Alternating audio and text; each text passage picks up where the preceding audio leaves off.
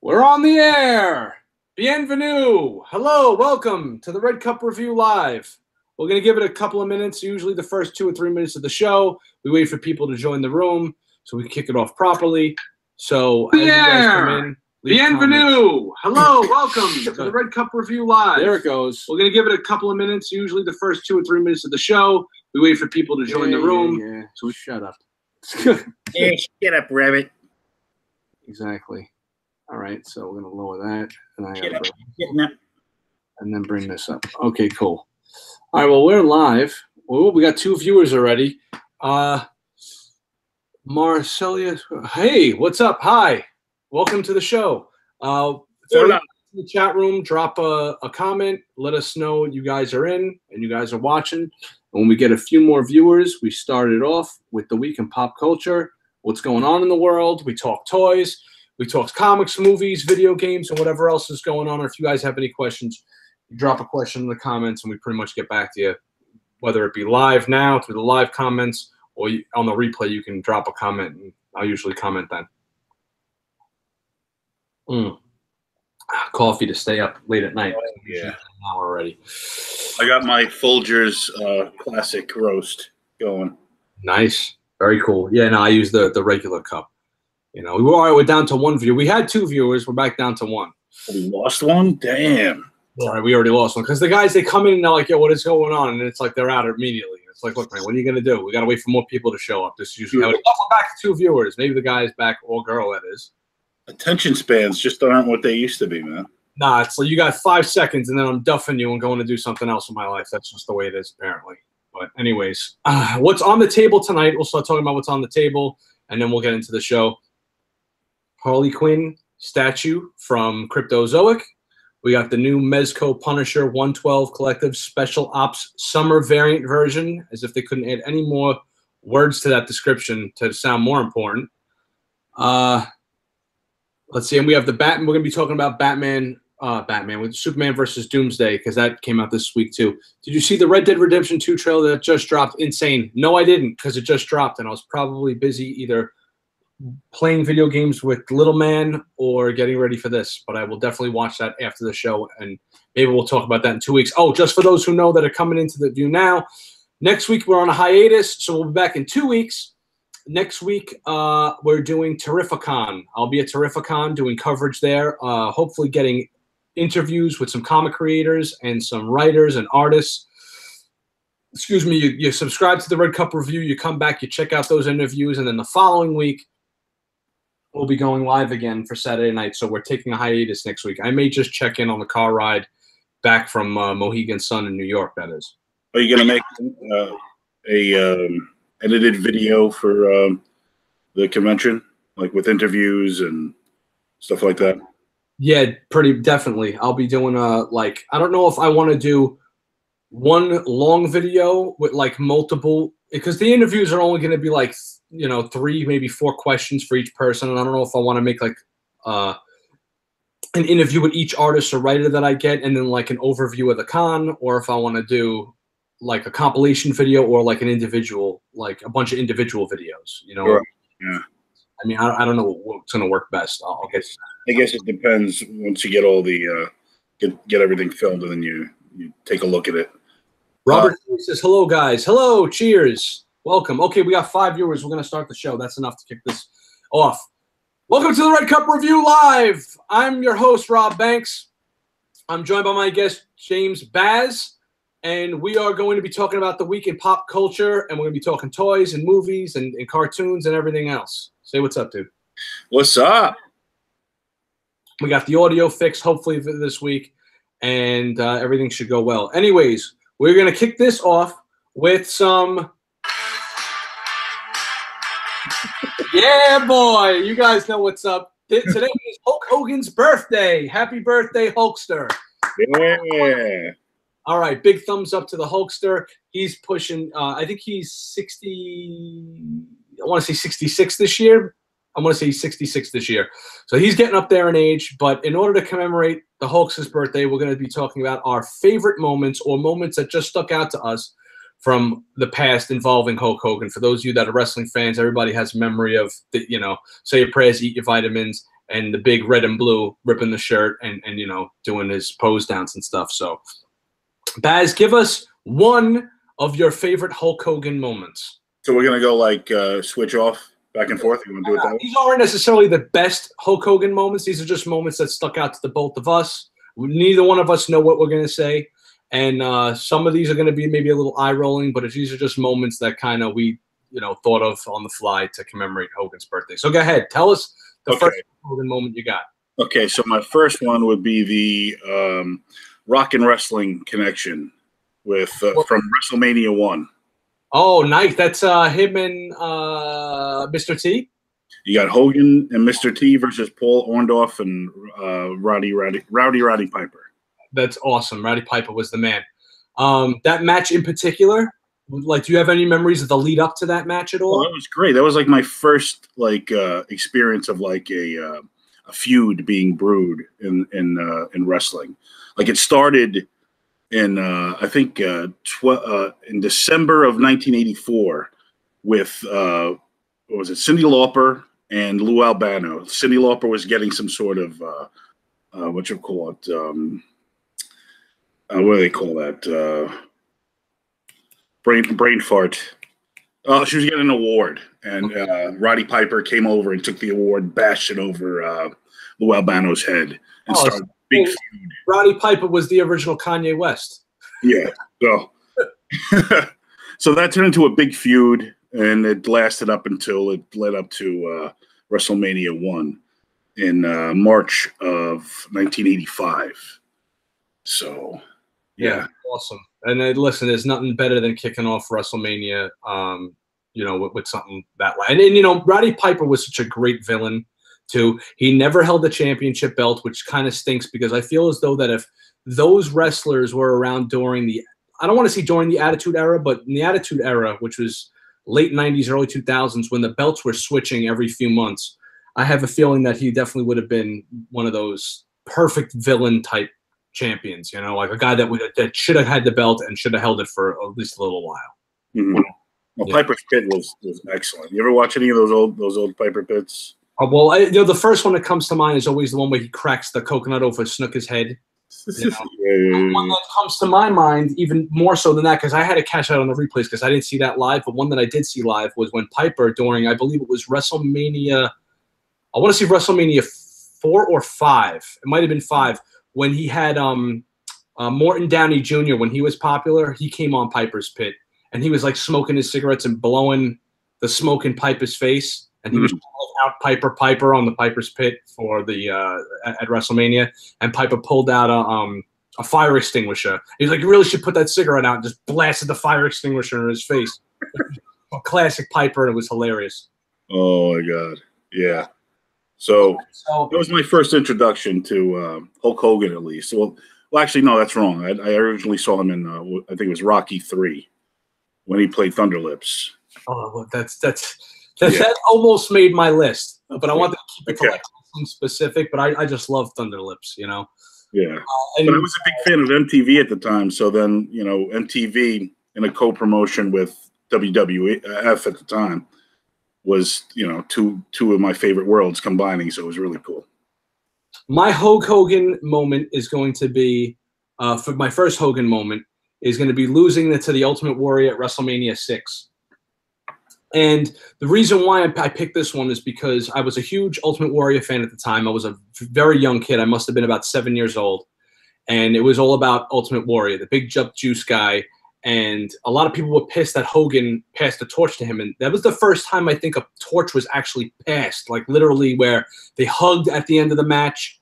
And Hogan lost straight up. It was a clean finish against Warrior. And it was like, it wasn't the end of Hogan's era, but you could see that it was time for Warrior kind of to step up and take the reins for a while. And he only held the belt, I believe, until the following Royal Rumble when he lost it to Sergeant Slaughter. And then Hogan fought Sergeant Slaughter at WrestleMania and won the belt back. But that was at the Pontiac Superdome in Toronto. And I just, you know, remember being shocked because, like, no one could beat Hogan. You know, he would Hulk up and no one could beat him. Froze. What happened? What was that? Okay, no, you're freezing. Oh, you're better now. Okay. Okay. Yeah, you froze. You know, Hogan was getting beat up, and he started hulking up, and then he hit Warrior with the moves, the leg drop. Warrior powered out of it. Hogan couldn't believe it, and he went right into the gorilla press, and then the big splash, and it was over for Hogan at that moment. It was more of like shock. It was the first time that I saw like two baby faces, which is wrestling lingo for good guys. Two good guys fight each other. Yeah, it was. And the first time I saw Hogan lose. So yeah, exactly. It was like a clean loss, and it was like that's why I said it was like almost the first time you saw the torch being passed. They had the two good guys fight, and it was one of those like, okay, here you go now. It's time for your turn to carry the company for as long as you can, which only wound up being about 9 or 10 months. But you know, it was Warrior's time, so that's my Hogan moment for the night. Ed, you go now. I think Warrior could have carried the company like Hogan could have. No one would, because Hogan carried the company for so damn long. It was ridiculous. No one was ever able to carry the company the way he did until Stone Cold came out. Warrior was one-dimensional too. Like his shtick got played. You know. Exactly. Warrior was good. Prior to that, he had the Intercontinental belt that he won at SummerSlam the year before in '89 from Ravishing. That was an freaking match. Him and Rude, because Rude was able to carry the match, and he was really a showman. But Warrior was the type of guy that only had so many moves. But that was like my favorite Ultimate Warrior match. But I don't want to get into that because I want to keep it on Hogan right now. All right, I had that too. I picked that one too. What, the WrestleMania 6? Yeah. Nice. Oh, excellent. All right, cool. Well, then that's your second, and we just went through that. I'm going to go again then, and I'm going to say then that later that year, after winning the belt in Warrior won the belt at WrestleMania, then ended up teaming up with Hulk Hogan at Survivor Series. That Survivor Series in 1990, which was the first appearance of The Undertaker. And that what was unique to that Survivor Series was that they had all these teams facing each other. And whoever were the sole survivors of those matches fought in a grand match at the end of the night. So Warrior was the survivor of his match. Hogan was the survivor of his match. And Tito Santana was the survivor of his match. So it was Hogan, Warrior, and Tito Santana against, I have it written down here. It was Rick Martel, Power and Glory, the Warlord, and led by the $1 Million Man. And it was one of those times where you actually got, for the first time now, after they had their feud, it was now time for Hogan and Warrior to team up. Because Tito Santana got eliminated early in the match, and it was time for these two guys that just fought. Now it was their turn to team up and kind of just decimate all the villains in the WWE. And that was like another favorite Hogan moment of mine. Pretty insane. I never even heard of that. That was the Survivor Series that Undertaker debuted, because Ted DiBiase had his like secret partner. It was Ted DiBiase and Rhythm and Blues, which was the Honky Tonk Man and Greg the Hammer Valentine with the secret mystery partner, which wound up being the Undertaker. And they took on Dusty Rhodes, Coco Rhythm and Blues. How do you? That's like one of the most forgettable tag teams I've ever heard. That's it, man. Deep cuts. You only get deep cuts from this side, bro. You know. Rhythm and Blues. So come on, finish it. What's your last Hogan moment? Of mystery partner. There you go. Oh, there you go. Awesome. Okay, so that's Hogan moment. That is Hogan turns heel. Oh, yeah. That was at Bash at the Beach, 1996. That was a lot of people were pissed at that, man. Like literally throwing rocks and batteries at these guys on stage when that happened. Well, that was WCW too. So I mean, that started the whole NWO, and that led WCW to actually be powerful enough to compete with the WWE, and you had the Monday Night Wars. But Hogan turning heel, basically, created, WCW as a powerful force in wrestling. It's amazing how Hogan was such a babyface for such a long time and carried WWE for such a long time, right? And he was always known as, the Hulkster, as we all knew him. And then he does this turn in WCW back in the 90s and pretty much carries that company now, as a yeah.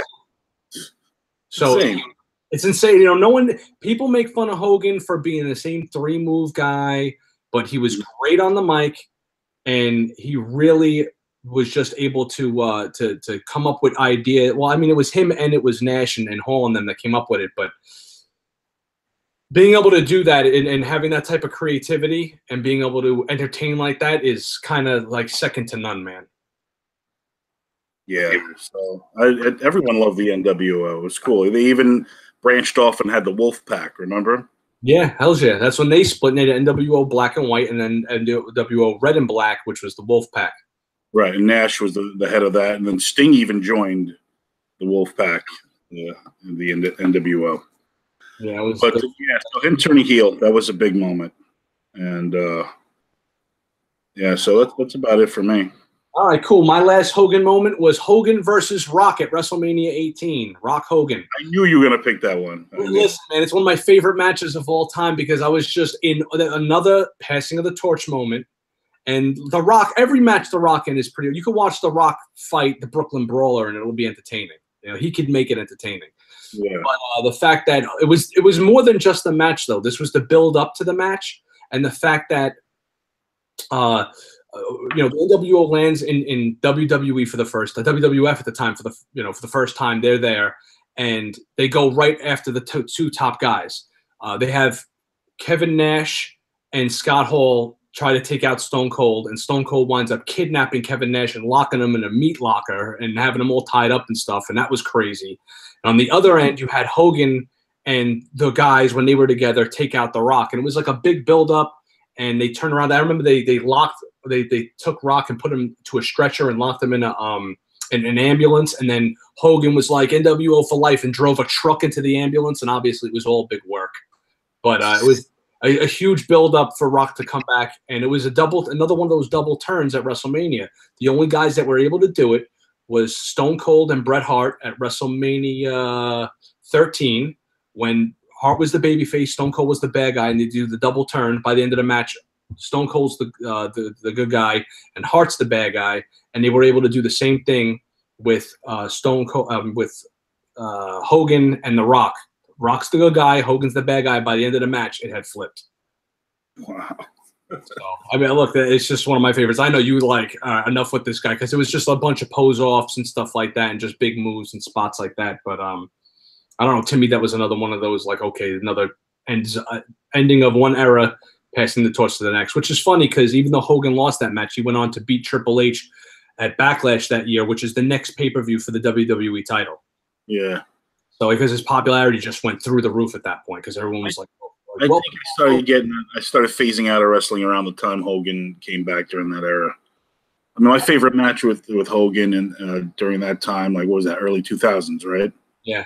Would be Kurt Angle. I was waiting for that. That almost made the list too. When he's like pulling the hair off. That was that was excellent. Yeah. Angle was another guy that could carry pretty much anybody, but for pure entertainment value, making a clown out of Kurt Angle and having Hogan be able to do that was great. Then they worked well together in the ring. And Hogan tapped out in that match too. Kurt Angle beat him. Oh, shit.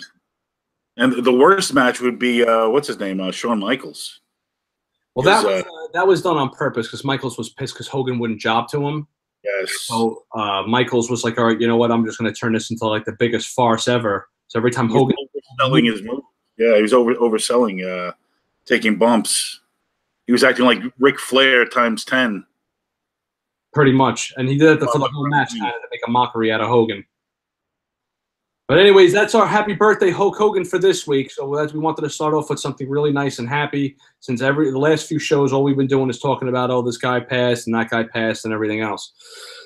Moving on, pop culture news. Ruby Rose is playing Batwoman. That's great casting. I think it's great casting too. I think Ruby Rose is fine as hell. I think she is like, from the moment I saw her on Orange is the New Black, which I believe is the first time I ever saw her in anything, I was like, wow, who's this chick? You know I like girls with short, dark hair. She's got it in spades. And she also, this is a way to keep the extreme left quiet, I guess, because they actually cast a lesbian as a lesbian, because we all know about. But they're saying she's not lesbian enough. What? Yes. So she took herself off Twitter. Another one. Another. Oh God, I don't want. All right, let's keep it positive. I don't want to get into this. We could talk about this off the air. Like, and then other criticisms I see is that, oh, she's just not a good actress, and I'm like thinking like, I've never noticed that she was a bad actress, and that she does have some sort of appeal. You know what I mean? She has a lot of screen appeal. Every time I see her, she's very striking. You know, I mean, it's not. She's done action movie stuff, so she's into the genre. You know, she's so. And yeah, exactly. And she looks the part. You know, right. She's doing action roles and stuff too. Apparently, she's in Meg, the new movie Meg, this Megalodon movie that came out last week. Yeah, I gotta see that. So I think she'll fit the role just fine. But I'm pretty happy with that casting too. And I like the idea that they're doing Batwoman because you already have, now you have three male here. Yeah, you got the Flash, Arrow, and Black Lightning, and now you'll have Supergirl and Batwoman. And you know what comes along with Batwoman? You're eventually going to get a mention to Batman, or at least a bunch of other characters in that that family. No, I heard that Batman's never going to show up on TV. Well, if whatever, then you'll wind up catching somebody else, though. You'll probably wind up. She's going to wind up crossing over with everything else. So you're going to see Canary on it, and then once that gets popular, they'll try to figure out a way to get the Birds of Prey on there together. You're probably going to see Catwoman. Oh, so with Canary, I also heard in the news today that they're trying to cast for the DCEU, which is the movie division. They're trying to cast a biracial character for Canary. Biracial. Yeah, so I don't know what the hell that means. I mean, it could be anything, but honestly, like to me, Canary, like her iconic look is being a blonde hair, blue-eyed chick. Yeah, you know. I think of too. I mean, I'm not gonna judge until I see because we don't know where they're going with it. You know, I mean, it was everyone was up in arms over the Norse gods and Thor being multicultural, and then you watch Idris Elba, you'd watch that guy rearrange his sock drawer and be happy. So, it is what it is. Sometimes it doesn't. But then again, we're also comparing somebody that's going to be cast into a new DC movie that's probably going to be a relative unknown to Idris Elba, who also happens to be one of the greatest actors out there. So, it is right. He's also a minor character. I mean, he's not, A-list character. True. Anything else on the DC front? No, that's about it. That's all I've heard so far. Okay. Speaking of DC stuff, since you brought up the movies, it seems like Idris Elba is awesome at everything he does. Yes, he is. Wait. They're talking about him being 007. Yes, they are talking about him being 007. And I'm happy for that because I think that would be cool. And I think he's cool. But at the same time, unless they make it an agent thing, like I heard people talk about how a 007 could never be black. Is that true? Like because like the British SAS and the way it was like originally written by Fleming or something like that. But I don't know, man. The friggin' guy's British and he's awesome. He's described in the books as Scottish, so he's Scottish. Well, yeah, all right. So he's Scottish too, but he's not too. That's what he is. He's not ethnically Scottish, but no, I'm against it. I'm against it because to me, he's a British icon. He should always be a British or Scottish actor. Yeah, that's he's British. He is. Huh? He is a Brit. It's funny. It's weird when they cast Daniel Craig as 007 until I saw Casino Royale, which became my favorite Bond movie after seeing it. I was like, this is the guy they're going to get to play Bond? Because in my head, it was always like the Sean Connery's, Pierce Brosnan's, the refined English-looking type guy. But I think I'm almost more willing to accept Idris Elba as Bond than I was initially hearing about Daniel Craig. Mm-hmm. I don't know. Because I just think he's a cool motherfucker, man. I just think Idris Elba is just awesome. And he's kind of a commanding presence. He's pretty diesel. He's stoic, So I don't know. Why not make a new character? What? Have it 008. Branch it out. Make another character. Well, I see. I'm more controversy and pissing people off by changing the ethnicity of a character that's been a certain way for like how many years? 60, 70 years? Who knows? I don't even know. But it's like I get pissed off at this because like they do that with Doctor Who now. They're changing her to a female. Yeah. Changing him to a female. So it's just make a new character.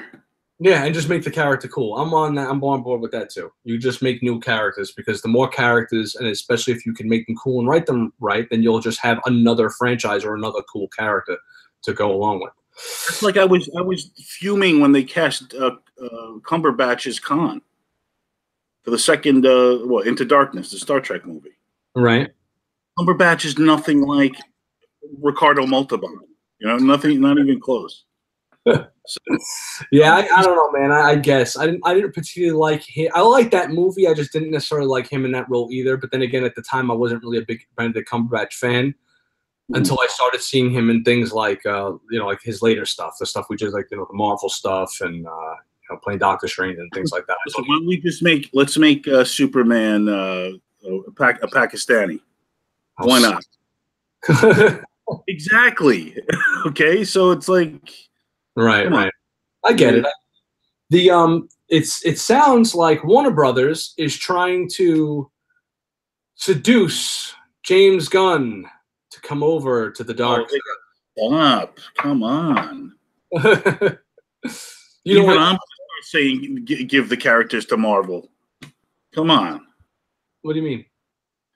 Even I'm going to start saying give the DC characters to Marvel. Oh, at this point, yeah, exactly. Yeah, come on.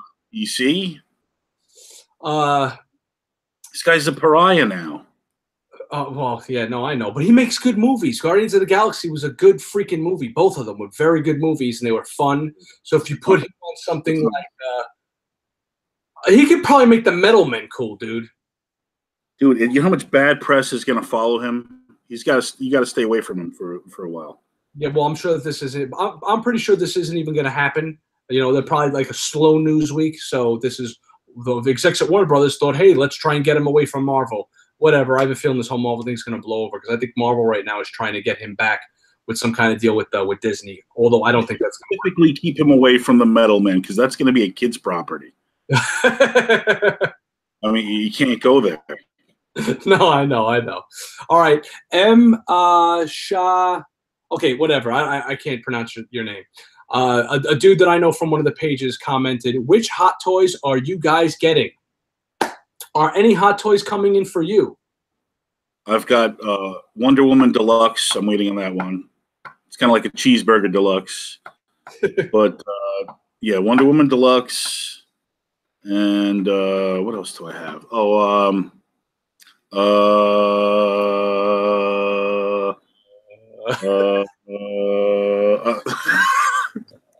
Inside joke. Hella. I got Hella coming. Hell is coming. You have Hella coming and Wonder Woman Deluxe. Nice. Two bitches. I got two bitches coming my way. Excellent choices. I have on my docket, I have Superman from the Justice League because I didn't get him from the Batman vs. Superman movie, and I do want a Henry Cavill in my collection, although I wasn't over the top crazy about the Justice League movie. It had its moments, but I still want him to go along with my Batman from I got the Bale, what's his face? Affleck Batman. So I want a Superman to go with him. I have what else do I have? Neo. Neo is probably my most anticipated one coming. Ooh, Neo. Yeah, Neo. How much are you going for 230? I think he's American. 224 or 230, something like that. But he comes with a ton of guns and accessories. So I got Neo, Superman. I have Jedi Luke, which I'm yet to get. You got him already. I'm still waiting on that. I should be getting him this week. I'll sell them to you for 400. Yeah. Jedi Luke and Darth Vader Empire Strikes Back because I sold my Sideshow Vader. So I have a gaping hole in my collection that's Vaderless. So the Empire Strikes Back Vader will be my new Vader. And that's all I have on order right now. I'm not doing anything other than that. I'm not doing anything Marvel related until Marvel comes out with something that really blows my mind, even though Infinity War did. I need to get out of that flavor of the month type stuff and get more into like I hope they do more classic characters. Speaking of which, there was a little bit of a homework assignment. None from Marvel. We're DC guys mostly. I have my Marvel hot toy collection is pretty small. I have the Iron Man Mark 6 diecast. I have Captain America from Age of Ultron. I got Black Widow from Age of Ultron as a gift a while back. And that's it. That's all I got from Marvel, I believe. Everything else is pretty much Batman and Superman related. And then I got, this is like my case of Star Wars and just regular movie stuff, because I like classic movie type figures. Speaking of classic movie type figures, there's a little bit of a homework assignment that I gave Baz. And I love homework. Yay, it's great. No, this is fun homework, though. And the fun homework assignment was, if you could pick one hot toy, just one, and one Mezco 112 collective figure that hasn't been made yet or announced, that a company, let's say Mezco, turns around and says, we're making this figure.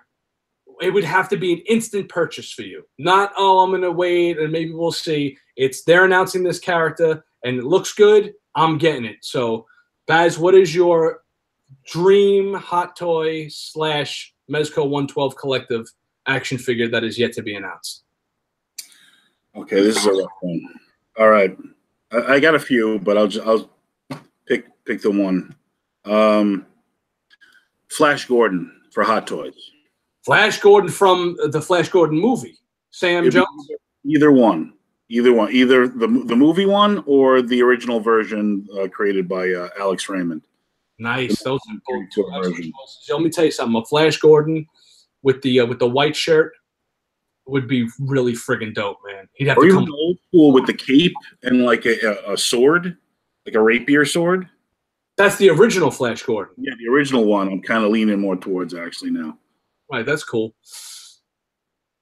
That's an excellent choice. I can't argue with that choice, especially since, I mean, Flash Gordon is totally like, you totally got me by surprise with that one. I did not expect that, but I should have expected it from you. Of course. My hot toys choice is Conan the Barbarian from the original movie. Oh, that's awesome. Arnold Conan, and I can't tell you what I would rather have. If someone had a gun to my head and said, would you rather have Arnold Conan in his basic Conan attire that he has throughout the entire movie, or with the snake paint where he had that fucking war paint when he goes and takes on chops a snake's head in half. Well, they'd probably release both. Yeah, that would totally be the best variant for that. And I probably would have to get both, and they would probably go into one of these. I'd have to just have a Conan shelf for that. But my hot toys pick is Conan the Barbarian because I absolutely love that movie. He's got to come with those two like K-Tars he has. Now you're talking about third variant. That would be great, dude. Please, they could do so much with that. They've done so many Arnold figures. How the hell did they not do Conan yet? Is besides me. They did 100 Terminators. They did Commando. For Christ's sakes, you guys got to do Conan. What he's waiting for. Such a badass. I gotta watch it again, man. The original. Such a dark, friggin' badass movie. Yeah, no, the original was great. One of my favorite movies of all time. The second one is such shit. What? The second one is such shit. Yeah, the second one was like the first attempt at like a Dungeons and Dragons type movie, but it was really cheap and cheap like, and it was they got fucking cast in that. Will Chamberlain, dude, it got Batman forevered. Is what happened. Who's the little? Wait, was that Bob the Goon in there too? That was Bob the Goon is the thief with the two. Oh, look at that! Dropping up. I dropped the Batman, and you come with the Bob the Goon. Yes, he had the daggers. He was the thief character in the movie. That was Bob the Goon. And then who's the crazy? The black chick, the friggin' Grace Jones. Oh, Grace Jones, Jesus. Made her popular. How did they mess up that movie? And they were supposed to do King Conan too. The first movie shows him as King Conan. Went the way it did because Momoa was actually the original Arnold movie is Conan. That's the best Conan movie. But I think that Momoa looks the part more. Now that I'm reading the Robert E. Howard stories, he fits the part more as Conan body. He's way more athletic too than Arnold was. He's actually Conan. Yeah. Arnold is really Conan. I mean, at this point, you got that one movie that was held to such high regard. So well, look, the guy most responsible for that Conan movie being great is the director and the dude who did the soundtrack. Oh my God! Talk about one of the greatest soundtracks of all time. I mean, that is up there with John Williams scores, in my opinion. Oh yeah, definitely. I mean, it's like, so you could listen to that soundtrack and just listen to it. Like I'm going on a long car trip, I'm throwing the Conan theme music. That is the most epic car trip ever if you're playing the Conan soundtrack. You can have the most uneventful car trip ever. That's on the radio, and it's the most epic car trip ever. You go to the store to get milk, and it's like a matter of life and death with that soundtrack on. All of a sudden, wolves are friggin' chasing you, and in your mind, actually. But yeah, that second movie sucked. But okay, so that's what, Hot Toys? That's the Hot Toys. Do you have any other Hot Toys picks? Because I only went with one. I had one. I had the Conan. Yeah, the other one was The Dude. The Dude. Good choice. Yes, with the robe. Imagine the robe and forget, the White Russian. Yeah, White Russian. Yeah, that would be awesome. You got the briefcase. This is why in my my San Diego Comic-Con live video from about 5 weeks ago, I mentioned why Blitzway won the con. By doing figures like the Jack Black from School of Rock, and they got a lot of flack for doing that. And like, who the hell's going to buy that? It's like, guys, you need to see the potential in a company like this that's willing to take on properties. You might get the dude from Blitzway, like a company that has the balls to do something like that. Yeah, dude, you know what I think is happening? Back in the day, we used to see all these cool movies and all these characters, and we used to be like, oh, why don't they make friggin' superheroes like this, right? Like, these were like stand-ins for our superheroes. Now we have the superheroes and everything we want. Now we want to go back to the regular characters. You know what I mean? To the non-superheroes. That's because it's like overkill. Like, I still want my superhero movies to be released the way they are. I don't want Marvel train to slow down. They do great work. I want DC to kind of pick it up a little bit, but at the same time, I want these other properties too. Like, there's room for. Look, man, the table's long.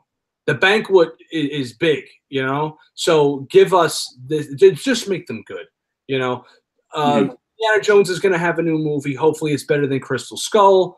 I wouldn't mind another Die Hard, but at this point, I kind of would, because to me, it just always goes back to the original three, because Bruce Willis is just pretty much done with doing anything other than just being bored all the time now.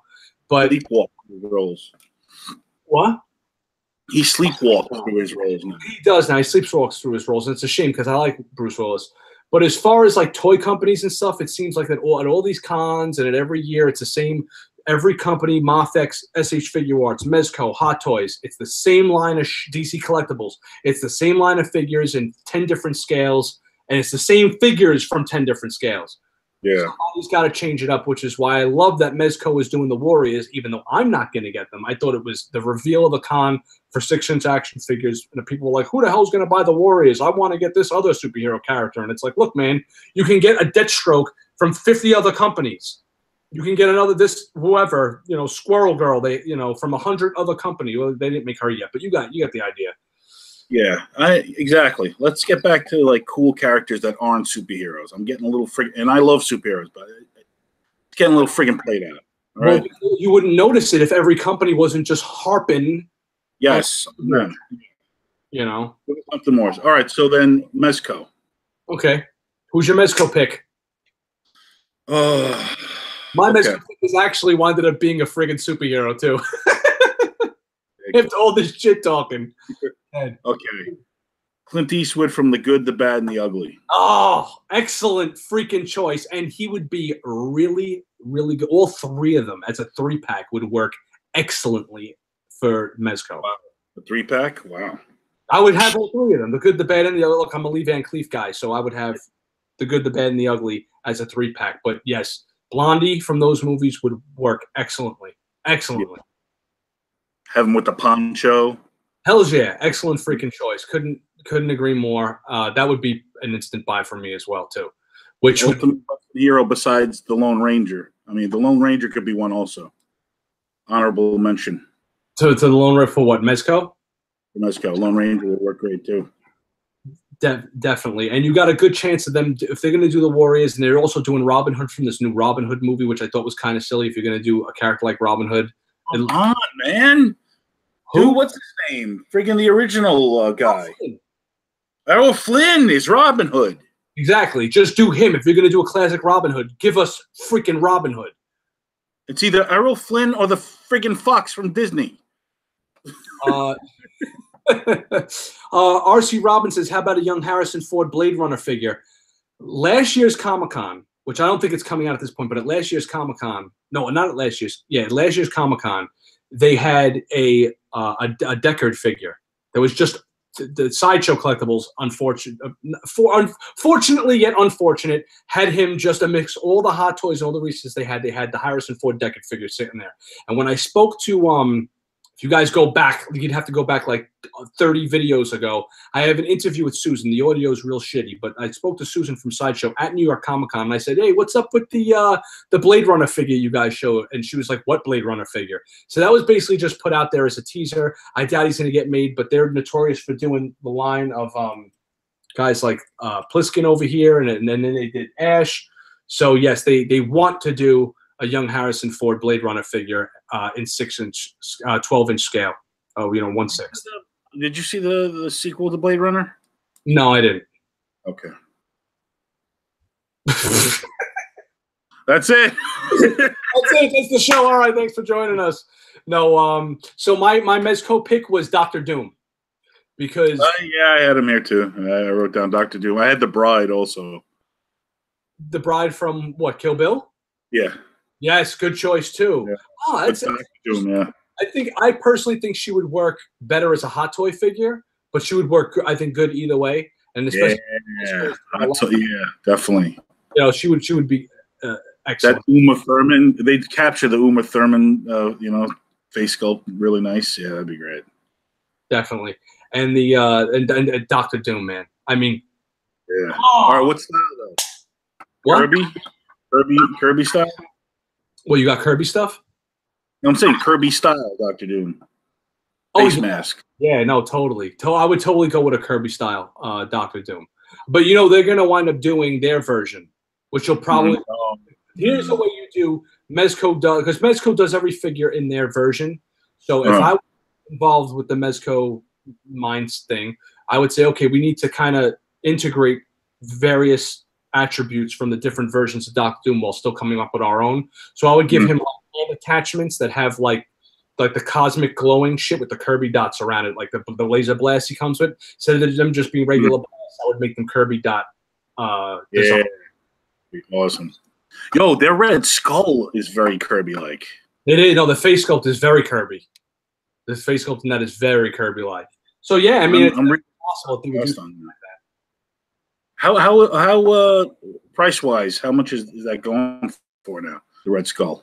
The original Red Skull, the variant one in the green, which was the New York Comic Con exclusive of last year, that's going for like $300.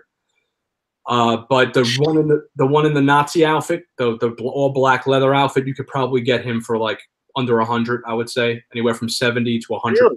He's in the Nazi outfit, also even better.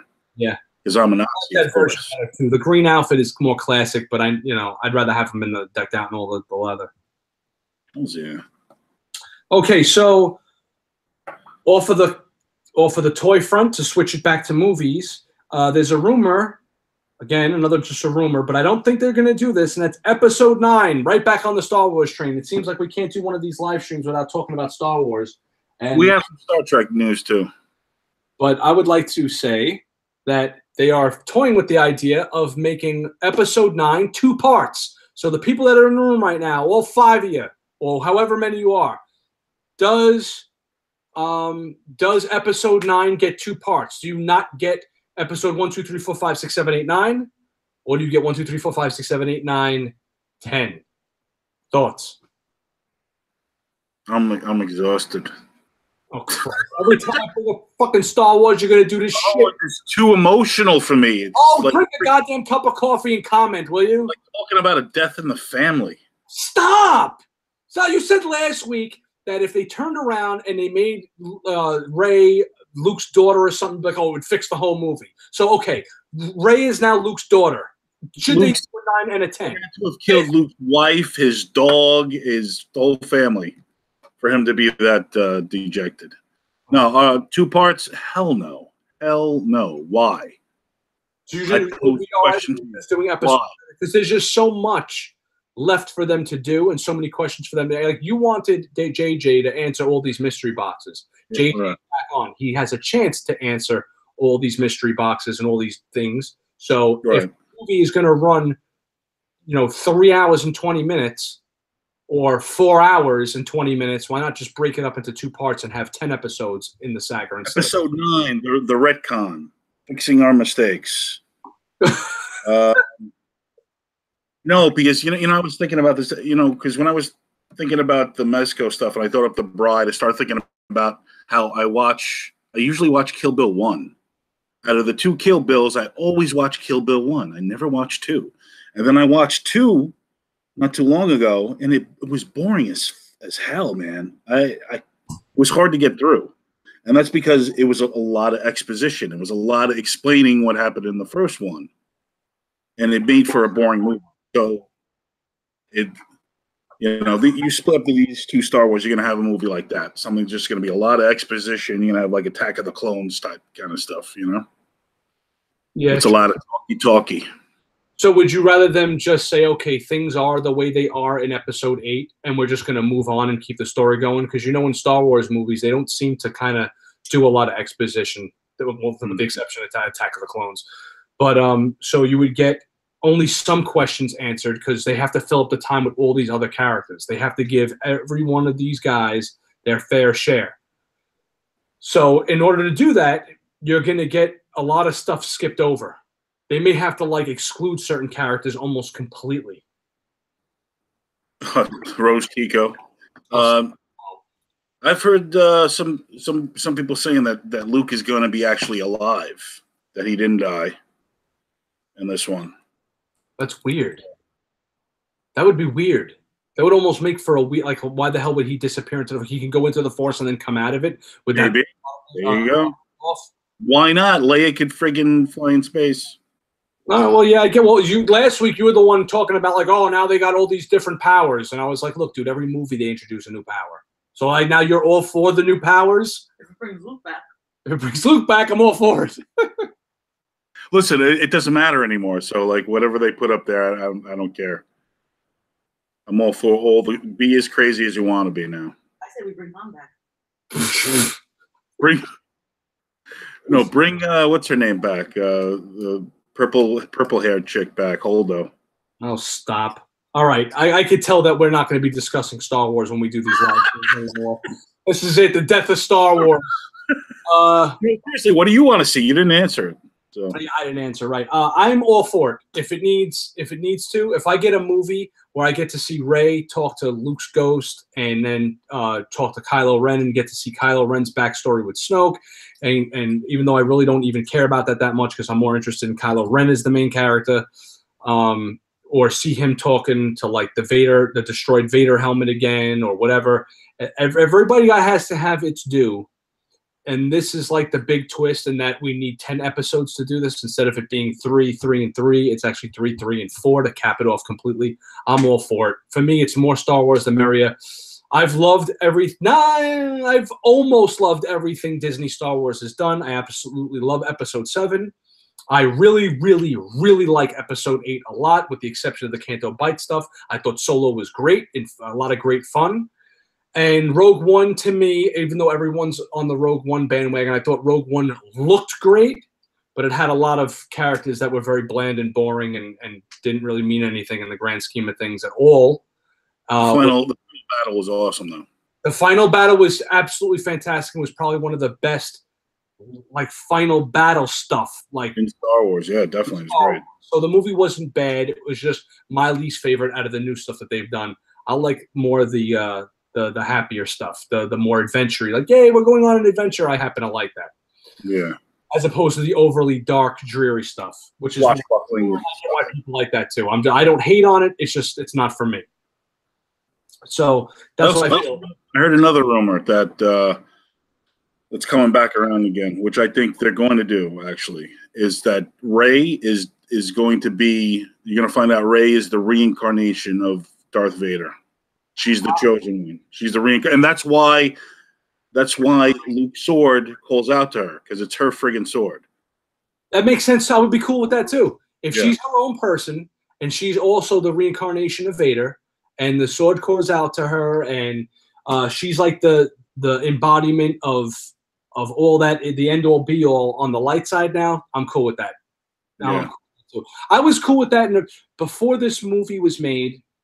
before we got episode 8, I was cool with if she was a Solo, if she was Skywalker, if she was a nobody. I just like Daisy Ridley in that role. I think she's just a great actress, and she's hot as hell, but not just because of that. I think she's an interesting character, and I like the way her and Kylo have that little, kind of sibling rivalry thing going, even though they may or may not be siblings. So I'm all for it. Sibling. Kev's Matrix writes, Rogue One showed you don't need to change damn stormtroopers' costumes every film. Yes, I agree with that. That's another reason why I give it a huge thumbs up. Although I really enjoyed the style of the stormtroopers look in the Solo movie, and I really enjoyed the style of the stormtroopers in that movie. Actually, Rogue One had different. They had the short troopers.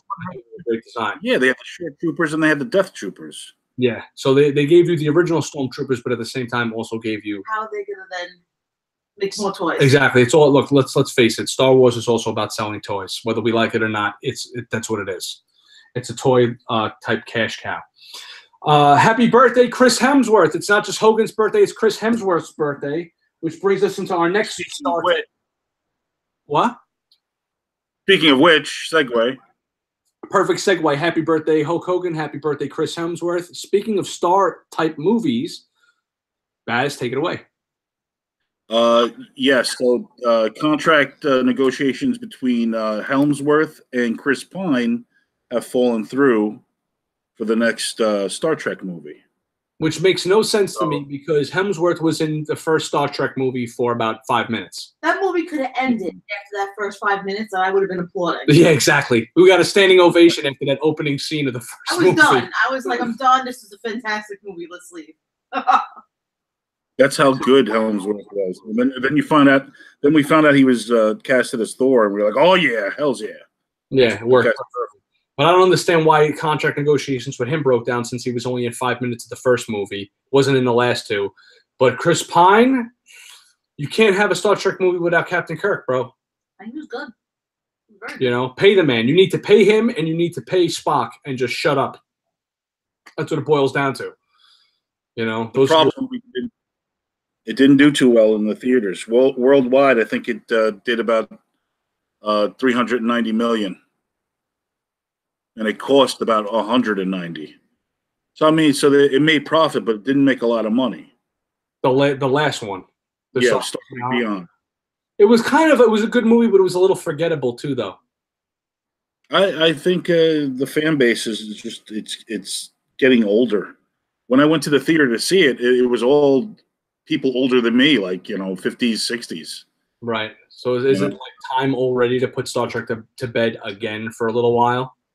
Well, I think they're trying to appeal to a younger audience with the Star Trek Discovery on the CBS pay channel. Streaming, that streaming stuff, right? Yeah. The cast was so good in those movies. The cast, well, it was. Look, if you're going to have guys follow the originals, the cast in the new Star Trek, Star Trek movies was like pretty freaking amazing, to be honest with you. Paul Urban as Bones is excellent. Oh, yeah, no, he was definitely one of the biggest standouts. He did a fantastic, fantastic job. And that's what made me a Carl Urban fan, seeing him in that. Oh, yeah. Segueing again. Where's the bell? This week, I know, yeah, the bell's upstairs. We'll get the bell in 2 weeks. 2 weeks, the bell makes its first appearance in 2 weeks. This annoyed the hell out of us. Yeah, ding, enough with the goddamn bell. This week, the Death of Superman cartoon came out, and I got to see it, even though apparently it leaked months ago online, but I actually got to see it for the first time. And what did you think of it?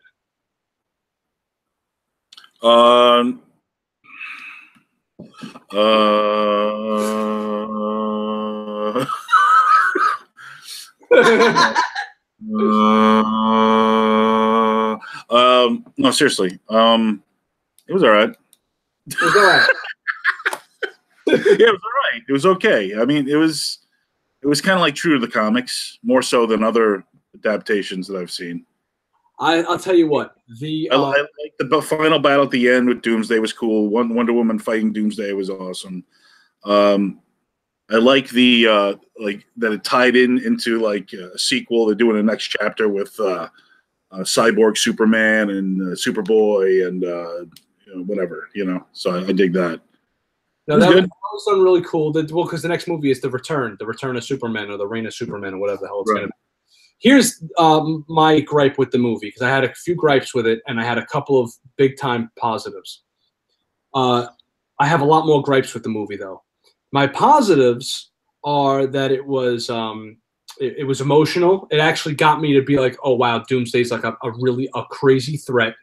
And it was kind of sad. It pulled on the heartstrings very well. It worked. And that might be it, actually. I thought the action scenes were very well done. But I have a lot of problems with this. And the biggest problem is that you cannot have – first of all, I don't like the New 52 characters. They're already into Rebirth, and they keep trying to stick with this in this animated New 52 type style. I'm done with those versions of the characters. I want the Rebirth characters. Mm-hmm. You cannot have the original Justice League members fight Doomsday, because Doomsday would have got his fucking ass kicked, in my opinion, if those were the heroes. In the comics, he fights Booster Gold, Hawk and Dove, Fire and Ice. He fights the whole – it's Superman and, like, the Scrubs versus Doomsday. And it makes sense that it takes Superman to take this guy out. And Doomsday really wrecks everybody. I mean, he almost kills Booster Gold and all this. The Guy Gardner Green Lantern. You can't tell me that Hal Jordan, Hawkman, the Flash using Hawkman's hammer, and Wonder Woman can't wreck this guy. Like, just with Superman going at full force, couldn't wreck this dude. Complete horseshit, in my opinion. Especially, he's a monster with the Kryptonian strength. A raving lunatic monster with the strength of Superman. Yeah, and then they him, and they have an army of them land, and the Amazons are able to fight them off in the Batman. Those are like cheap clones, though. They even said that they weren't as powerful as the original Doomsday. Doomsday lore is kind of messed up.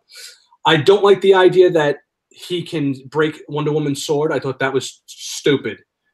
The fact that she puts the lasso on him and she can't control him, I get it. He's a mindless monster. He's a raging beast of emotion. He broke the sword. That was stupid. Yeah, because their sword's supposed to be like made by Hephaestus. Yeah, what I thought would have been cooler was the sword goes into his hand and maybe he grabs her arm and then pulls it out and throws her or something. That would have made for a way more epic, more Diesel thing. The whole thing with him breaking the sword makes that sword shaves the electrons off of an atom. She kills Superman with it. It's complete friggin' nonsense. Even in the movie, she chops his arm off with it. Nonsense. You don't need to make Doomsday any more powerful and Diesel than he already is. So leave it at that.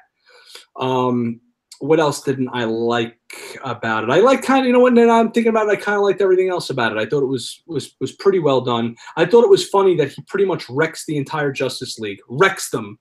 Yeah. And Batman is still around, just barely dodging, holding his side, like still surviving this whole ordeal. So yeah. Tactical retreat. What? Tactical retreat. Yeah, that's it. Batman's whole thing was tactical retreating, and it worked damn well.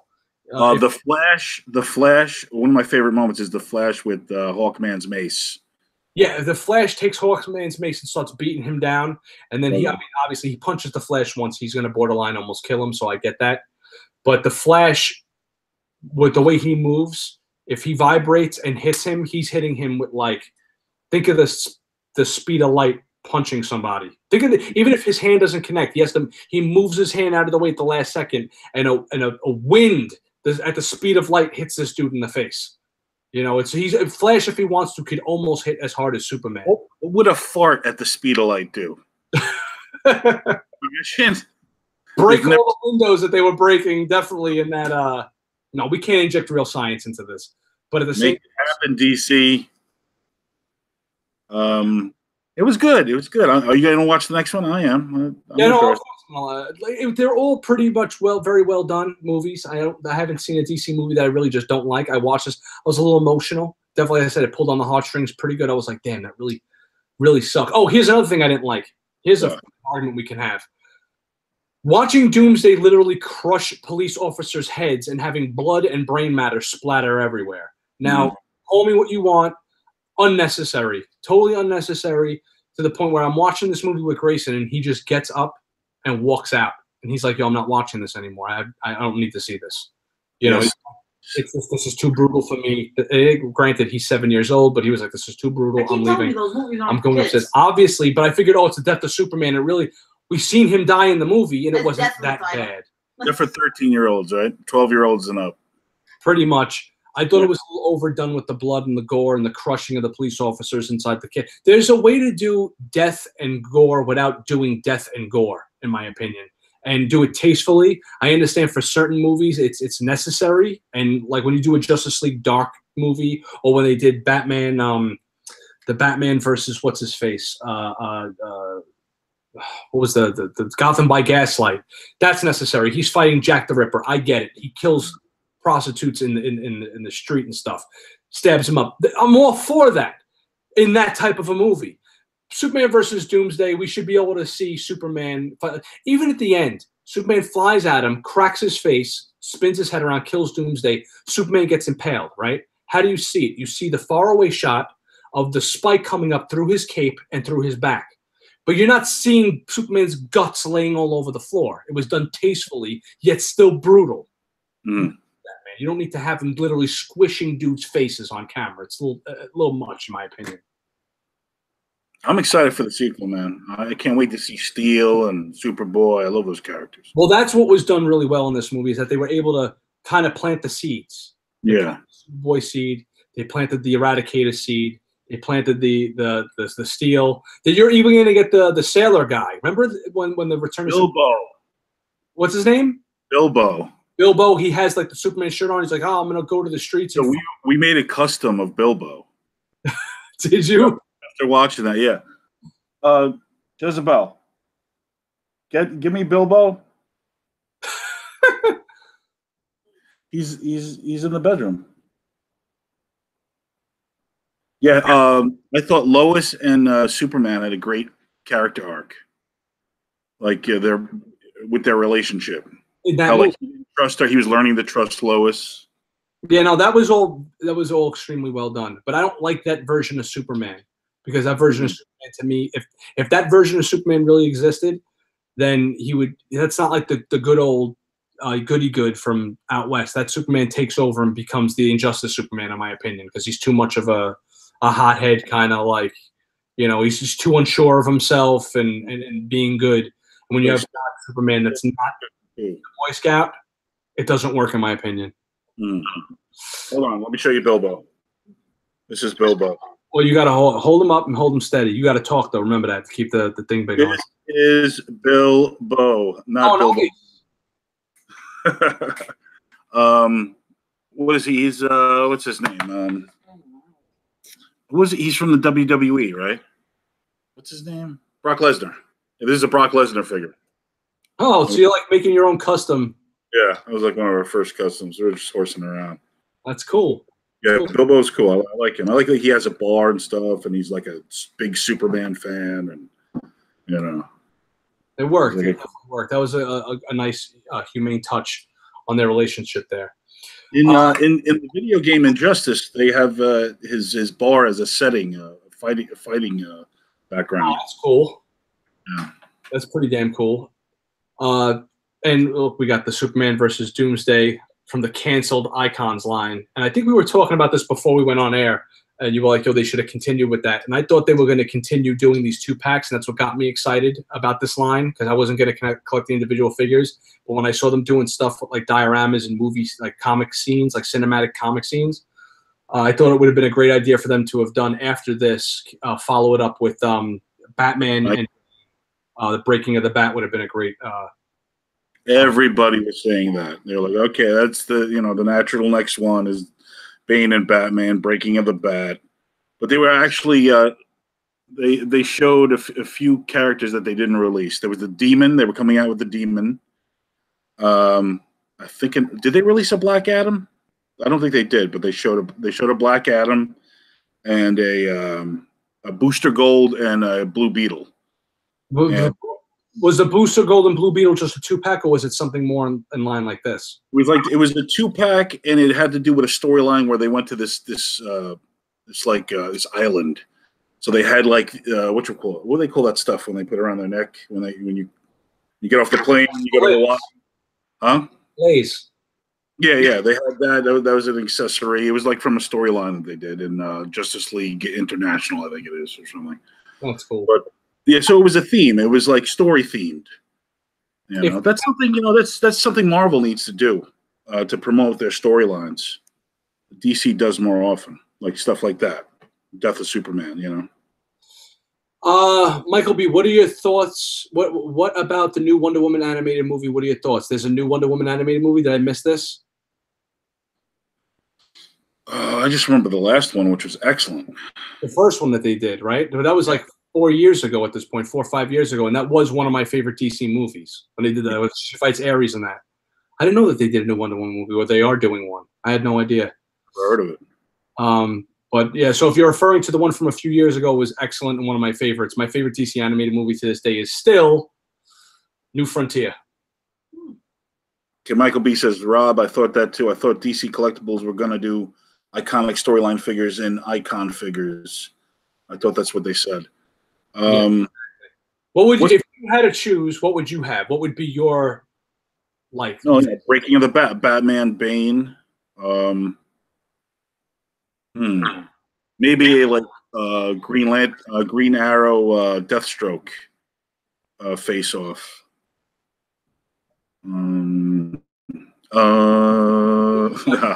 Version like when he meets him on the island in the comics. Something like that. Yeah. That'd be pretty cool. Get like a little palm tree.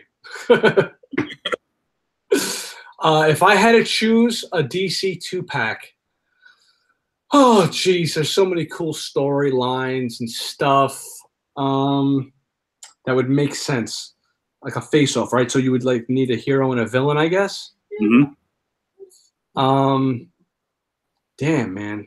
You know what I would choose? I wouldn't choose a hero and a villain. I would want a what was that storyline? Infinite Crisis, Earth 2 Superman, and Lois Lane, the old versions 2-pack, with a little bed, like a little like lay area for Lois Lane to kind of like as if she was dying. And I would want glass front that he punches through. Like he breaks, so dope. He like breaks through reality. That would be my. I'd take like a statue of that. Oh yeah, no, that would be great. That gets me every time. When Margaret Kidder passed away, I put that up on my Facebook account, saying that it reminded me of this scene, and it was when she's dying in his arms in that comic, and she says, "Don't worry, like we'll be together. You're always there for me," and all that. And he goes to her, "You can't die. Superman always saves Lois Lane." And coming from too trite version of Superman, it gets me in the feels every time, man. Even just Infinite Crisis, where you have Superboy fighting Superman from Earth 2 to the death, that would have been cool. Who fighting Superboy Prime, right? Superman Prime, yeah. Superman Prime versus who? Old Superman, classic Superman. Mm-hmm. Yeah, that would be dope. Very freaking cool. Off the top of my head, I don't want to sit here and go. Maybe for another thing, I'll write down a couple of 2-packs. I would have to write it down. Like, let's do homework on that, and then we'll come back next week. And exactly. Real quick, this is the Harley Quinn Cryptozoic. My last review was on this figure. It's a figurine. It's a 7-inch vinyl statue that was sent to us. It was sent to us. Yay! Companies actually give a shit about the Red Cup review. They like us. They really like us. They sent me this Harley Quinn figure to review. And I did a review on it. It's actually really nice, and it's a pretty inexpensive statue. It is 7 inches tall, and you can catch that on the last review that I released today, I believe. And coming soon, in the next day or two, I actually got to really get on this. If I wasn't doing this tonight, I'd probably be reviewing this. The Punisher Special Ops version, Mezco figure. Look at those bullet effects. Brat. Excellent. The Punisher figure comes with this gun with the bullet effects. He's got a nifty little rocket launcher. He comes with a sidearm with a removable clip. He's got an Uzi with a silencer on it, and the clip removes on that as well. He comes with the minigun, and he can hold all these and these he comes with multiple bullet attachments that you can attach to all of his weapons. He comes with other bullet attachments as well, and this one can attach to any of these. He comes with the Screaming Head sculpt, which has the black eye version in this. He comes with the regular Stoic head sculpt. For those of you that have the Punisher or have seen him in the Mezco style, it's the same regular plain head. And he comes with this head sculpt as well. And what's really cool about this head sculpt is that the eyes on the inside are actually sculpted underneath that. So if you look at the bottom, it's actually a sculpted head in there inside of the behind the mask. I don't know if you guys could see that. You can actually see the eyes in there, and it's an actual pretty good sculpt in there on that. And then the base, and he comes with a duffel bag. This is my favorite accessory. You can put all of his guns and weapons in a duffel bag. How much is he going for on the eBays? This Punisher is now up to $220. This is the figure that almost gave me a heart attack. Oh yeah. When I did a live video, and I mentioned this a bunch of times. A lot of guys that are watching right now are already aware of this. When this figure came out and dropped for pre-order, I was in the middle of having panic attacks, and I was hooked up to all kinds of machines and IVs in an emergency room hospital in Wildwood, New Jersey. And I had the phone in my hand like this as they were doing the EKG test, and I just kept refreshing. And I actually wound up getting one, and this is the one. It finally came. Let me put the brakes on this for a second. Hold on. I remember maybe about 10 years ago, me and you being upset over figures costing us going from $15 to $20. Now we're talking about 6-inch figures costing $220. What the fuck? Well, no, that's the aftermarket price on him. I didn't pay $220 for him. That was the aftermarket price. The price on this figure is $85. Figures. Come on, man. We used to remember, we were like, oh my God, they're up to 20. What's going on? Yeah, I know. It was absolutely ridiculous at the time. No, I understand. I'm still there. Because I feel as when I see the Marvel Legend figures, I'm like, these are still $20 figures in my opinion. At the time, at one point, they were $8.99. Or $12.99. And they went up to 15, they went up to 20, and it was like, all right, this is getting a little out of hand because of the amount of characters and all that. The reason why I make excuses for Mezco is that we're years removed from that point now. We're years ahead. And this is back during the second wave of the DC Universe Classics when we had this conversation for the first time, which I believe back was in 2008, 2007, 2008. So we're way past that at this point. But this figure comes with so many damn accessories, 3 head sculpts, 8 interchangeable hands. He comes with a knife and a sheath on the back that you could put the knife in. And he's just the material on it is actual Fox leather and all that nonsense. And he comes with a big pole stand so you can have him jumping and throwing kicks if you want. So even with all that, yeah, years ago, back in 2007, 2008, I'd say you're crazy for spending that kind of money on an action figure. But I wound up selling all my stuff, giving my Marvel Legends to Grayson, and then going into Hot Toys. I'm a man now. So if I could spend $100 or $85 on a perfect 6-inch version of a figure, I'd rather have that. And it helps me to stay away from $220 to $250 Hot Toys. So it's actually, in some weird, crazy-ass way, stopping me from this. Plus, I have, this is a little on the QT, but I got deals in the work with Mezco and stuff as long as I keep doing these reviews. So that helps as well. And I got the sponsor through the Lair. LairOnline.net. Go check out their thing and call them and say, yo, George, I need an action figure. I need to order it. And then call them again and say, get on this. And, they're pretty good. They'll get you your stuff. They usually order within the day. But I would definitely call up first. But that's how I usually get my stuff. So you ordered the Sovereign Knight, right, from Batman, Mezco Batman? Yes, I got both Sovereign Knights coming. I got the all black, and I got the black and the blue version coming. And I got both because I didn't know what the PX exclusive was going to be, him being the yellow oval. And I think that's going to be action figure of the year. As far as 6-inch goes, I think that's going to take it hands down. Yeah, that's the one I got. I can't wait. I think although the Kryptonite glove. Yeah, although I like the way the black one looks more, and I usually don't like the all black type looking Batman. I'm all for the colorful stuff that's going to pop off the shelf. The PX version has a really nice color scheme, and they darkened up the blue. And he comes with the Bruce Wayne head sculpt with a little bit of gray in his hair, and he has the Kryptonite hand, which is going to push that figure right over the fucking ledge. And a bat drone. Yeah, the bat drone comes with both of those. I'm just trying to compare the two together.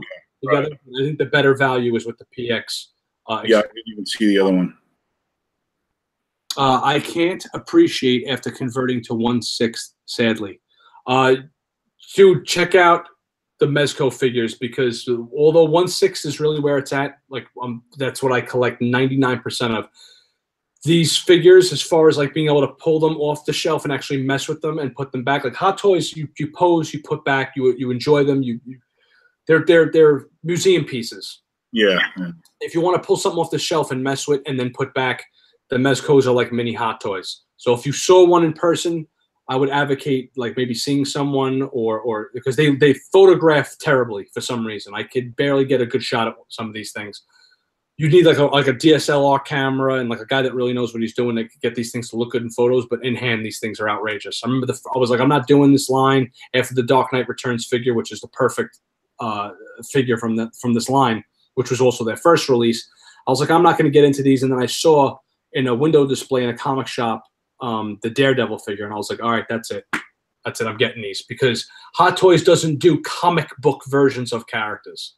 And if you want true comic book versions of high-end versions, you've got to go with Mezco. And until so what's on a new Superman? When are they doing a new Superman? I don't know, man. My best guess is that eventually, when I went to New York Comic Con, Toy Fair, I was at Toy Fair this year, and I tried to get an interview with Pierre, who's like the big PR guy and like one of the board guys that sits and helps design these friggin' things. For Mezco, and I had asked him for an interview, and he said, nope, we're not doing any interviews this year. I was told specifically not to do any interviews.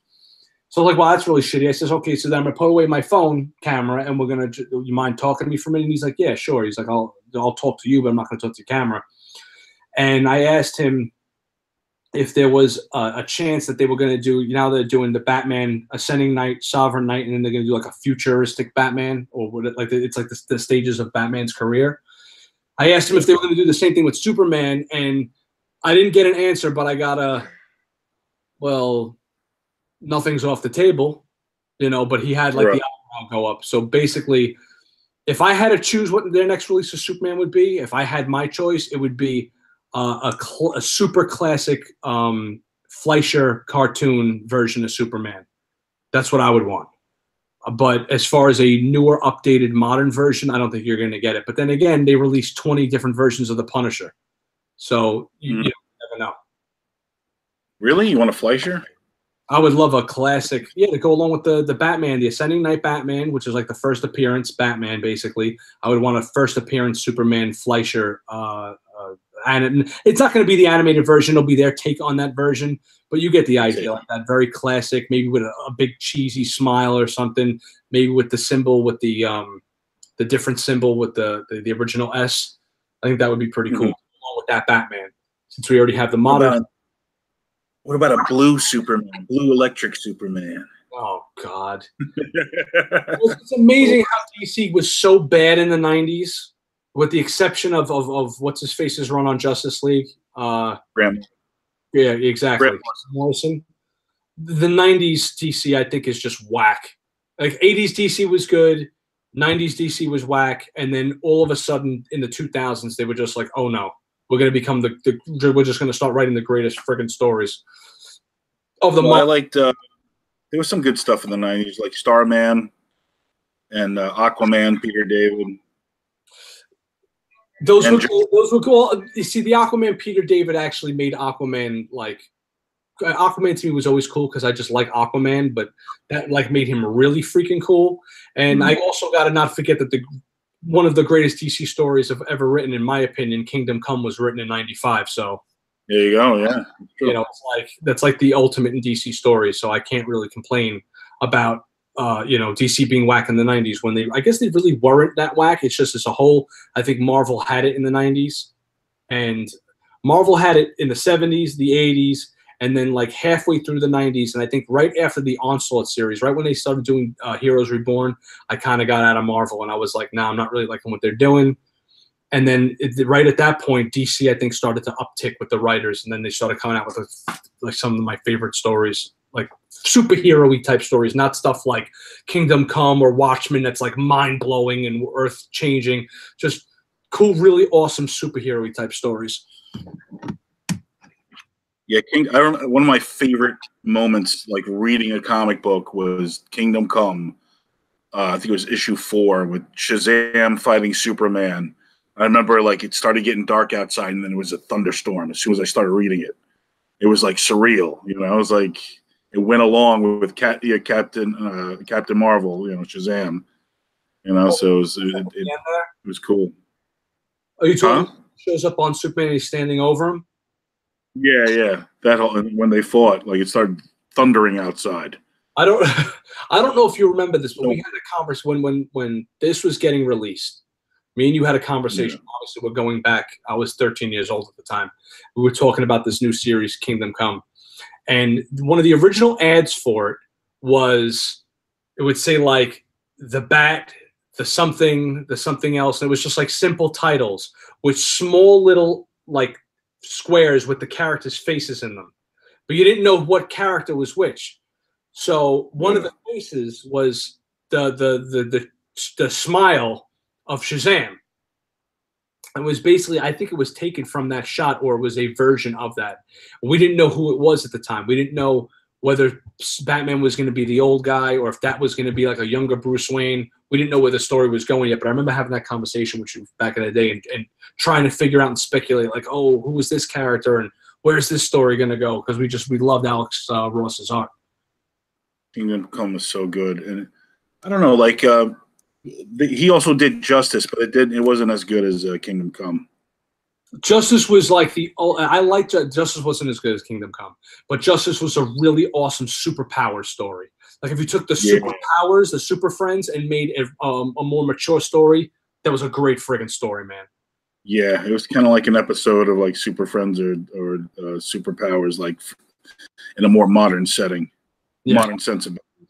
My favorite Superman story of all time, by the way, because we brought up Superman and then we were talking about Grant Morrison, is what you call it, his 12-issue Superman, All-Star Superman. I think is the ultimate Superman story, period. Oh, they did the animated series on that, right? Yeah. Not the series, the animated movie, rather. Animated movie, yeah. To me, that's the ultimate Superman story.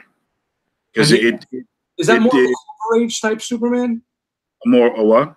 Isn't he more Silver Age Superman than that? It takes like this Silverman and like makes it like plausible, you know, because Grant Morrison's very like, he's like, his stuff is like very metaphysical and he puts a lot of science in it, so it actually like it gives it some weight to it. So I like that era of Superman because there was a lot of big ideas. It was goofy, but it was a lot of cool, a lot of imagination during that era of Superman. And Grant Morrison takes it and makes it legit, right? In a modern. I remember like he had like a super scientific mind and was able to come up with all this crazy. Did he like cure cancer at the end of that comic too, or something? Crazy shit where he dies or something, or he knows he's dying, so he's doing all this crazy shit before he goes. Oh yeah, he actually creates our world. He creates Earth. He creates an Earth, right? Yeah. That's crazy. So our world is his creation. Yeah. Oh, our world. He creates our world of us. Yeah. Like we're reading the story on him, and it's very metaphysical. Yeah. My favorite Superman story. There's 3 that stick out to me. Red Sun, but that's not really that's an Elseworld story. But I love the take on it, but that's not classic Superman. So I'm going to eliminate that, even though I really, really love that story. No, but so is All-Star Superman. That doesn't take place in continuity. Yeah, all right. It's well. I'm thinking when I think of classic Superman, I'm thinking of classic Superman, not the Russian Superman. You know what I mean? Like I want to stick to like the essence of the Superman we know. Fight for justice, truth, and the American way, and all that nonsense. My favorite Superman story, I really, really liked For the Man Who Has Everything. Another tearjerker saying goodbye to his son. Dude, I cry like a baby when I see that. It's like that's the waterworks every time I read it, and he has to give up being him. But if I had to pick just one, I'm going to go with Whatever Happened to the Man of Tomorrow from Alan Moore. That takes everything from the Silver Age Superman and ties it up in a nice bow and says that's his sign off, kind of. You know? And I really enjoyed that story a lot too. I thought the whole Brainiac Lex Luthor team up was genius. It was a lot of fun. Luxiac. They calling him Luxiac or something. Yeah, exactly. And it turns out like the main villain who's no. Should we give spoilers? Nah, forget it. For what? Let these people read it. For what? What you call it? Whatever happened to the Man of Steel? Okay. We'll do one of these. All right. And the next, for this bunch of people that are watching, do you guys give a shit about spoilers? Write yes or no now, because we're about to spoil it. Or we won't if we get a lot of no's. But just spoil. Who cares? It's an old comic. All right. The one causing Superman's all his trouble is the main villain at the end. It ends up being Mixilioplik. How do you say his name? Mixilioplik? Whatever. Mr. Mixilioplik. Can't even say it. Nope, spoil it. Nope, it winds up being Mixilioplik the whole time, basically. That winds up and causing all these horrible things to happen to Superman. Doesn't like Jimmy Olsen get killed or something? Crypto dies. The dog dies. Lana Lang dies.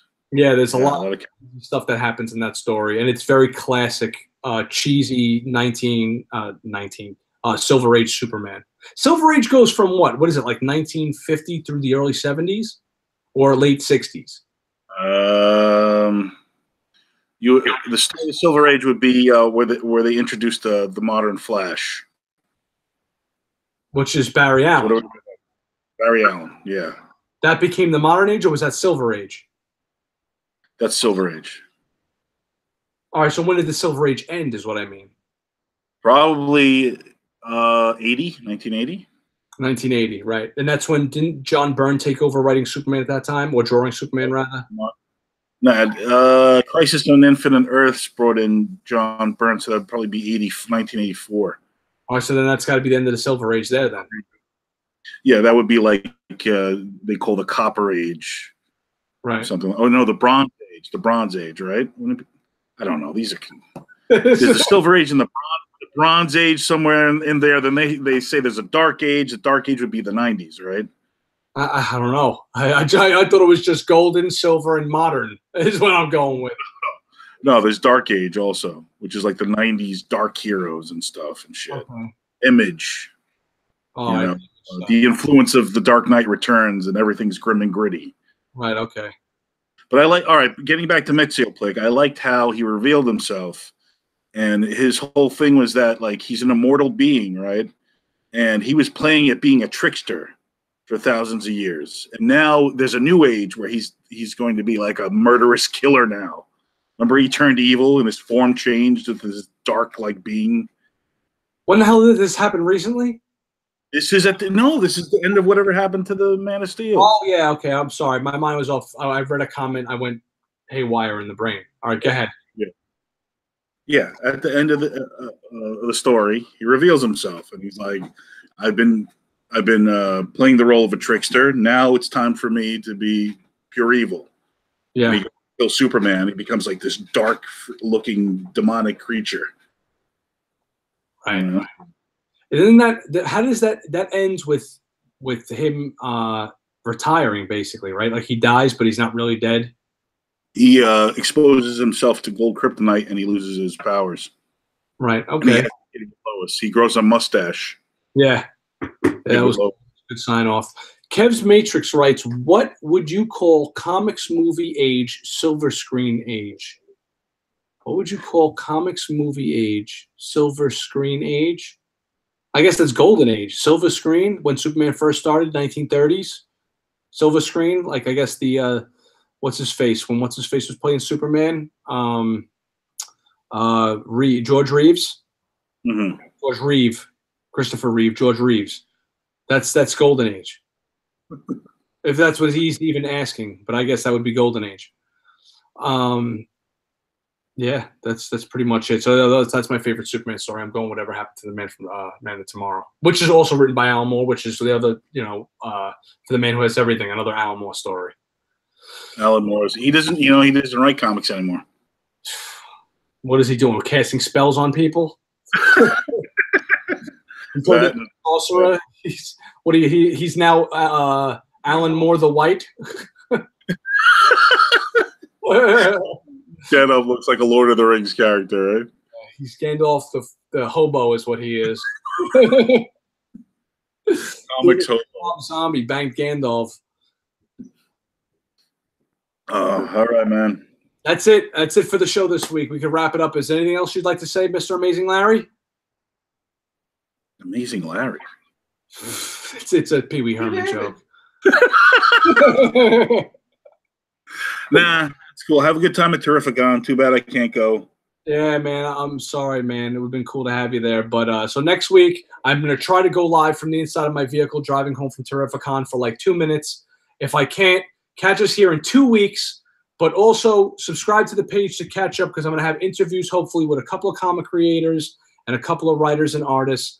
And I'll be back in 2 weeks with the next episode of the live Red Cup review nonsense. We got a new subscriber too. Truckin' Dad gave us a subscribe. So thanks, buddy. What happened? Am I going to be home in time? No, the con ends at 7 o'clock, and then it's going to be like a 3-hour ride to get home practically. 2.5 hours. I'm not going to be able to make it most likely. And if I do, I'll let you guys know. And I'll be. Are you guys taking pictures with Ralph Macchio? Can I get an interview with Ralph Macchio? Probably not, but I'm probably going to meet him. I mean, they have him and Henry Winkler there. I'd like to meet both of them. Do I think I'm going to be able to get an interview with either one of them? Probably not. No, I'm talking about photos. Oh, photos? If I do anything, it's going to be a photo at their booth. I'm not doing a professional photo. I'll do like maybe a picture at the booth or something. Oh, my God. I forgot Fonzie's going to be there. You got Fonzie. Fonzie, Black Dynamite, and Danielson. And Danielson. Those are my three that I'm going to try to. God damn it! Why am I not going to this friggin' thing? You're going to be jealous when I come home with a sketch, a Dan Jurgens, a sketch. That may just pop up, dude. You never know. So. Anyway, I'm gonna be like, "Yo, I'm in the parking lot." You have to dress as Fonz when he jumped the shark. Yeah. Leather jacket. All the greats wear leather jackets. All right, Kez Matrix writes, till next time, gadgets. Yes, same bat time, same bat channel in 2 weeks, or possibly popping up next week. I doubt it, but most likely, most definitely in 2 weeks, we will be back. This is the Red Cup Review. Thanks, everyone, for joining us. Hope you enjoyed seeing everything. Yay, Mezco Punisher. Watch out for his review coming soon. See you later, Baz. Peace out, man. I'll talk to you later. Later, everybody.